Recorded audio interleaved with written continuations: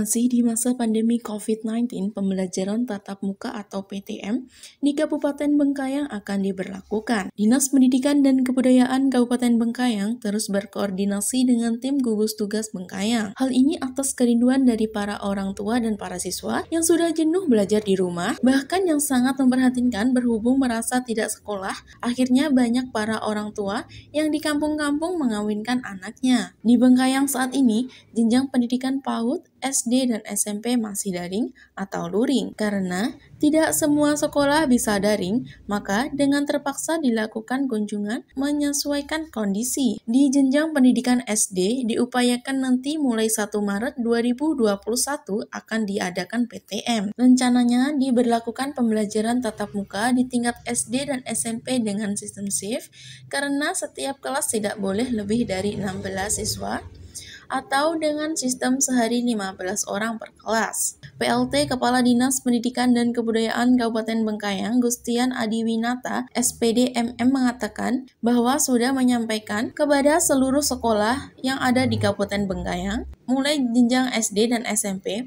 dimohon untuk hari efektif pembelajaran mulai Senin sampai Sabtu. Itu jam efektif harus ada materi yang diberikan. Selasa 23 Februari 2021.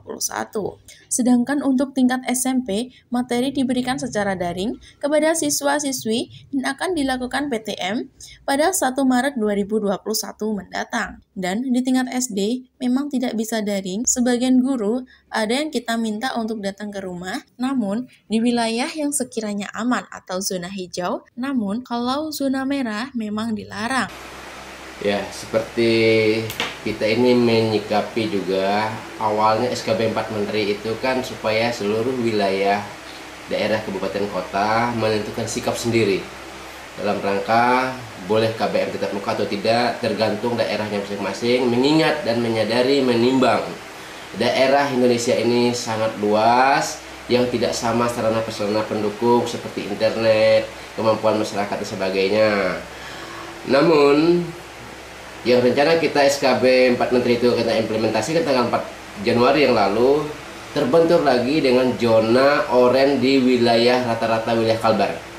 Sehingga keluarlah edaran gubernur untuk tidak diperbolehkan KBM tatap muka untuk seluruh pendidikan di Kalimantan Barat. Hal itulah yang membuat kita menundakan pelaksanaan SKB 4 Menteri tersebut. Namun, pada tanggal 26 Februari yang lalu, 26 Januari ya, kita saat ulang tahun Provinsi Kalimantan Barat, ini kita mendapat himbauan kembali dari hasil Fitcon kita bersama Pak Gubernur dan beberapa Pak Dinas untuk menyikapi SKB 4 Menteri serta larangan Pak Gubernur. Dari Fitcon tersebut kita mengatakan bahwa mohon izin Pak Gubernur bahwa kita ini tidaklah sama seluruh Kalimantan Barat. Khususnya kita Kabupaten Bengkayang, Kabupaten Perbatasan Negara yang terbatas dari jaringan internet, terbatas kemampuan orang tua, SDM masyarakat, sehingga untuk belajar daring ini sangat sulit, apalagi kemampuan ekonomi untuk membeli HP dan sebagainya, isi kuota sebagai tidak mampu. Orang tua untuk mendampingi anak belajar secara luring pun orang tua juga banyak yang tidak mampu. Dalam hal ini kami mohon sehingga dapatlah lampu hijau dari Pak Gubernur, silakan. Dari hal itu kita menyikapi kembali sehingga mulai tanggal 22 Februari ini ya kita mulai melaksanakan KBM tatap muka di daerah kita masing-masing kabupaten, khususnya kabupaten di wilayah Kalimantan Barat. Kalau kota itu khusus karena kota ini lingkupnya kecil, kalau kabupaten ini sangat luas, belum tentu zona yang oranye untuk kabupaten kota kabupaten ini adalah seluruh kecamatan juga oranye. Oleh karena itu kita tanggal 22 ini sudah melaksanakan KBM tatap muka yang disebut KBM tatap muka terbatas yang dikeluarkan dengan surat edaran Bupati.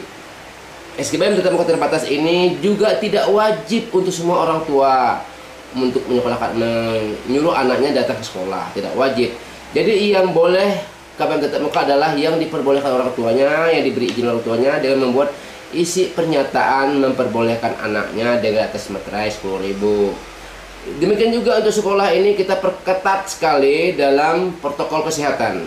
Saya menegaskan kepada semua kepala sekolah, jangan main-main, jangan anggap remeh. Karena apa? Ini penyakit yang tidak tampak. Oleh karena protokol kesehatan diperketat, jumlah anak masuk ke ruang kelas itu maksimal 15 orang. Tidak boleh pakai sip, tetapi juga giliran hari saja. Karena kalau pakai sip ini, sip pertama sampai jam 10, sip mulai jam 10, tetap akan bertemu mereka secara rombongan. Ini tidak boleh. Maka saya larang untuk Bagatul Kayang itu giliran hari saja. Kenapa giliran hari? Karena satu kelas ini sudah kita pecah. Yang dulu harusnya dia 30, sekarang hanya maksimal 15, berarti dari satu kelas jadi 2 kelas. Oleh karena itu mereka jelas pasti akan kekurangan rombel. Oleh karena itu kita berharap mereka tidak pakai giliran jam tetapi giliran hari. Kenapa? Yang kita lakukan ini adalah pertama adalah menghilang atau mengurangi atau terapi kepada anak-anak dan guru yang sudah jenuh 1 tahun lebih tidak sekolah. Bahkan banyak anak-anak yang sudah berhenti sekolah gara-gara dianggap sudah tidak sekolah lagi, dikawinkan orang tuanya. Anak-anak cewek baru 16, 15 diturunkan dari gunung sana suruh kawin ke daerah-daerahnya. Supaya apa? Karena dianggap anak tidak sekolah. Ini kan kesian. Kita menghindari barang seperti ini. Demikian juga guru-guru sudah jenuh, orang tua sudah banyak stres lah gara-gara mikir gimana mengajar anaknya, mereka tidak bisa. Apalagi orang tua yang tidak sekolah, yang buta huruf, mengajar anaknya dengan tugas yang diberikan oleh guru-guru sangat sulit. Ini yang kita atasi, tapi tidak wajib untuk semua anak. Kalau orang tua masih melarang anaknya ikut bergabung KBM tatap muka, kita persilakan. Tapi protokol kesehatan tetap diperketat. Bahkan saya katakan, bila perlu kalau guru yang membuat contoh tidak benar dalam protokol kesehatan, gurunya dikurung dulu.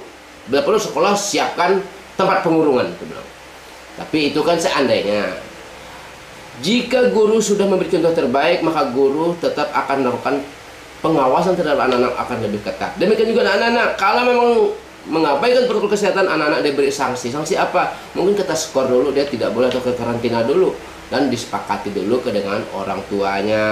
Kita membuat satu kesepakatan, tatip sekolah ini harus disepakati oleh orang tua dan komite sekolah. Itu yang saya sarankan.